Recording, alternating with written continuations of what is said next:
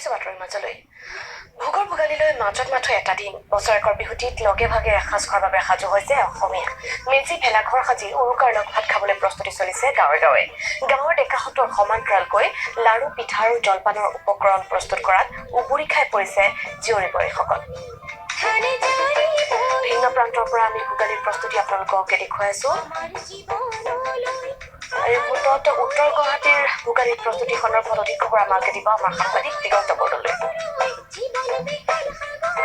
পদূলিমুখত ভোগৰ উৎসৱ ভোগালী ৰাজ্যৰ বিভিন্ন প্ৰান্তত ভোগালীক আদৰাৰ প্ৰস্তুতি চলিছে আৰু মই বৰ্তমান উপস্থিত আছো উত্তৰ গুৱাহাটীৰ চন্দাগাঁৱত।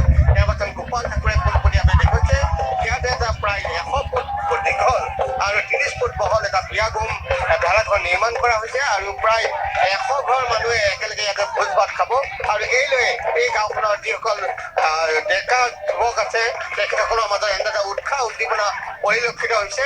তেওঁলোকে নাচি বাগি তেওঁলোকে ভেলাঘৰ নিৰ্মাণ কৰি আছে। মই পোনে পোনে প্ৰথমতে বিহুৰ মাজলৈ যাবলৈ চেষ্টা কৰিছো।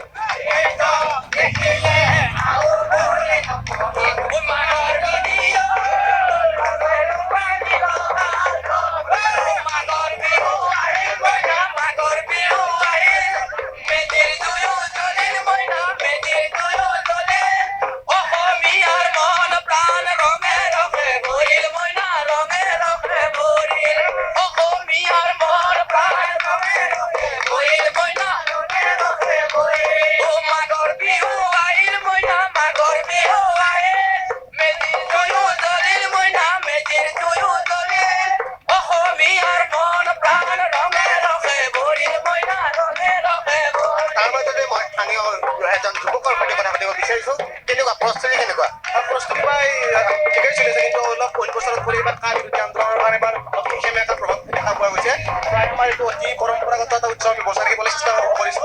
ইয়াত প্ৰায় আমাৰ 100 ঘৰ পৰিয়ালে মিলি আমি ভোজ ভাত খাব বিচাৰিছো উৰুকাৰ দিনা ৰাতি।